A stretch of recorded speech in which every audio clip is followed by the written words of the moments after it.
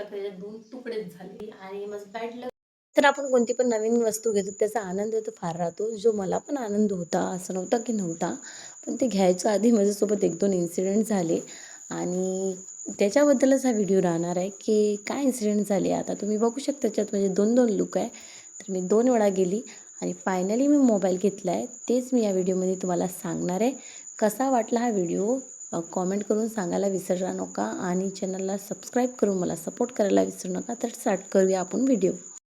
तर तुम्हाला सगळ्यांना माहिती आहे की मी माझ्या माहेरी गेली. तर माहेरी गेली तर मी डिसाईड केलं होतं की मी सगळे व्हिडिओज काढणार, फिरायला गेलो, घरी पण काही ॲक्टिव्हिटी करतो, कुकिंग्सचे वगैरे व्हिडिओ पण टाकणार, असं मी डिसाईड केलं होतं. मी माझं व्लॉग वगैरे टाकायचं काही बंद करणार आहे नाही, असं डिसाईड करून मी तिथे गेली. म्हटलं तिथे गेल्यावर अजून नवीन काही व्हिडिओज वगैरे टाकायला तर मला भेटणारच आहे. नंतर आम्ही गेलो आणि पहिल्या दिवशी रेस्ट वगैरे केलं.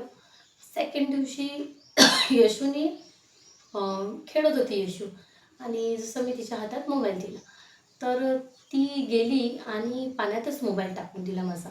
तर तो मोबाईल पाण्यात गेल्यावर तरी मी लवकरच तो काढला आणि रेमेडीज वगैरे ऐकून आणि याची त्याची सलाह ऐकून त्याला तांदळाच्या डब्यात पण टाकलं.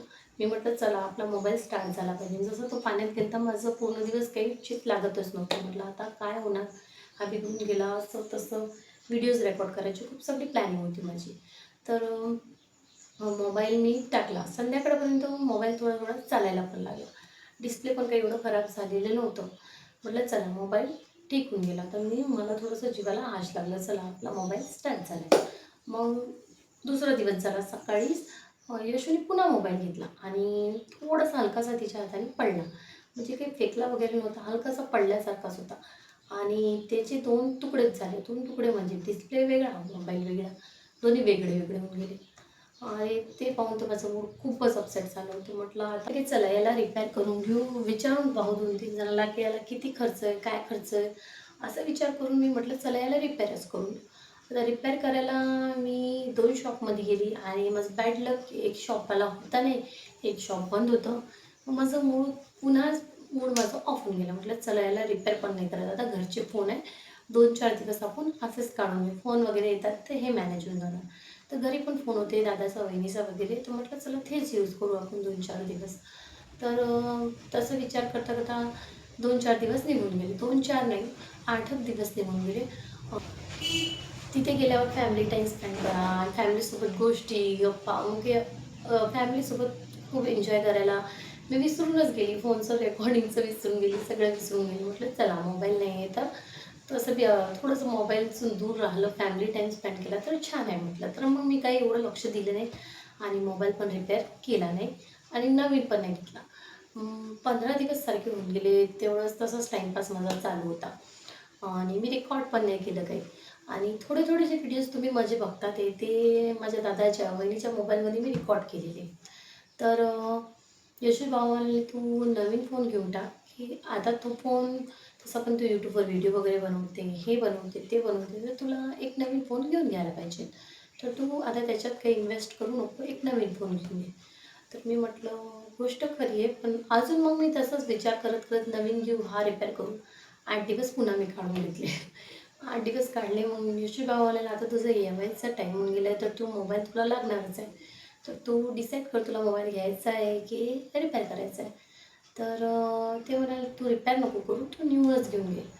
तर मी म्हटलं ठीक आहे, आता नवीनच घेऊन घेऊ, आपल्याला पण व्हिडिओ वगैरे बनवायला लागते. क्वालिटी वगैरेसाठी माझ्या पुराणा फोनचा कॅमेरा पण एवढा छान होता. खूप दिवस मी यूज केलेला होता, 5-6 वर्षासारखे होऊन गेले ते. तर म्हटलं चला 5-6 नाही 6-7 वर्षासारखे होऊन गेले ते. म्हटलं चला आता नवीन घेऊनच घेतला पाहिजे आपण. तर मला यायचे 2 दिवस आधी, 2-3 दिवस आधी मी शॉपमध्ये गेली, मोबाईल शॉपमध्ये. चला म्हटलं आपण मोबाईल बघून घेऊया. तर मी गेली आणि मी डिसाईड केलं तर जास्ती इन्व्हेस्ट न करता आपण थोडक्यात बजेटमध्ये आपण छान असा फोन घेऊन घेऊ. तर मी फर्स्ट दिवस गेली. आता खूप सगळे मोबाईल होते, मी पाहून कन्फ्यूज होऊन गेली आणि मला तेवढं काही मोबाईलमधलं काही माहीत पण नव्हतं. रॅम, रॉम हे सगळं ते लोकं सांगत होते, ते सगळं काही मला कळलं नाही. तर मी म्हटलं थोडक्या बजेटमध्येच आपण आता घेऊन घेऊ. तर मी म्हटलं 21,000चा मी फोन बुक केला आता रात्रीच्या टायमाला आम्ही गेलो, खूप रात्र झाली होती. मला यायला 2च दिवस बाकी होते. म्हटलं, "दादा चला," म्हटलं, "आपण मोबाईल घेऊन येऊ." मग जायला उशीर होणार, ते सगळं काय-काय पण लागणार म्हटलं. तर मग तो म्हणाला, "चल," म्हणे, "आपण मोबाईल घेऊन येऊ." तर 9:30 सारखे वाजून गेले ते मला मोबाईल घ्यायला गेलते मी. तर मोबाईल सिलेक्ट पण केला. मला पसंत पण आला. Oppoचा मोबाईल होता तो आणि 21,000 त्याची प्राईस होती. क्वालिटी पण छान होती. कॅमेरा क्वालिटी पण छान होती. तर पेमेंट करायला जेव्हा आम्ही लागलो, तेव्हा पेमेंटच होईना. मग तेवढ्यात नंतर यशूच्या बाबाचा फोन आला, की "तुला घ्यायचा आहे, इकडे इन्व्हेस्ट करायचा आहे, तर छान मोबाईल घे, असा व्यवस्थित मोबाईल घे." तर म्हटलं ठीक आहे. तर मी त्या दिवशी पेमेंट झालं नाही म्हणून पुन्हा घरी येऊन गेली. घरी आल्यावर मग डिस्कशन केलं, की "नाही, नाही, नवीन दुसरा थोडा महाग मोबाईल घे, छान मोबाईल घे." असं तसं बोलायला लागले. नंतर मी यूट्यूबवर वगैरे सर्च केलं, इथे-तिथं पाहिलं. म्हटलं छान असा मोबाईल थोडासा जास्त इन्व्हेस्ट करून मी छान असाच घेतला पाहिजे. मग मला पण असं विचार आला. तर मग मी दुसऱ्या दिवशी सकाळी गेली. त्याचं पेमेंट करायसाठी गेली. तर मग त्याचं पेमेंट करायसाठी गेली. मी म्हटलं मला थोडासा अजून छान क्वालिटीचा आणि ज्याची व्हिडिओ क्वालिटी छान असेल असा मोबाईल दाखवा. तर त्यांनी मला मोबाईल दाखवला होता एक 38,000चा काही मोबाईल होता. तो मला खूप आवडला होता आणि Oppoचाच होता तो. तर माझी इच्छा होती तो घेऊ. नंतर माझं मन फिरलं, एवढा महाग मोबाईल घेऊन काय करायचं? आपलं अगं यूट्यूबवर चालून गेलं, थोडंसं पुढे वाढलं तर आपण दुसरा एक अजून छान फोन घेऊ शकतो. तर म्हटलं आता जास्त इन्व्हेस्ट केल्यापेक्षा मी म्हटलं 30,000च्या बजेटपर्यंत एक मोबाईल घ्यायचा आहे. 30,000च्या बजेटपर्यंत एक मोबाईल मी डिसाईड केला होता. त्यांनी मला मोबाईल दाखवला. तो मग 38,000चा ते डिसाईड करून दिला. मग 2-4 नंतर त्यांनी मला फोन दाखवले. तर माझा पहिलावाला फोन छान होता. हा होता Vivoचा होता. फर्स्ट माझा होता Vivoचा. तर आता मग मला आवडला तो फोन. मग त्याच्यात कलर वगैरे सगळं होतं. एक एक आणखी आवडला होता. पण त्याची कॅमेरा क्वालिटी एवढी खास नव्हती. त्यांनी मला हे सजेस्ट पण केलं, की तुम्ही हा मोबाईल घ्या.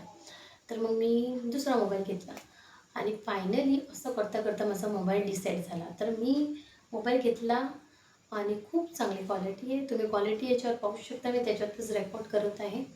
आता मी मोबाईल कोणता घेतला? तर मी घेतला आहे Oppoचा A6 Pro 5G हा मला मोबाईल घेतला आहे. हा मला 30,000मध्ये पडला मोबाईल आणि याची बॅटरी वगैरे खूप छान होती. म्हटलं चला हाच घेऊ. वॉटरप्रूफ पण आहे म्हटलं, पुन्हा यशू अगर पाण्यात टाकणार थोडंसं तर सेफ राहणार, तेवढं नाही पण थोडा बहुत तर सेफ राहणार.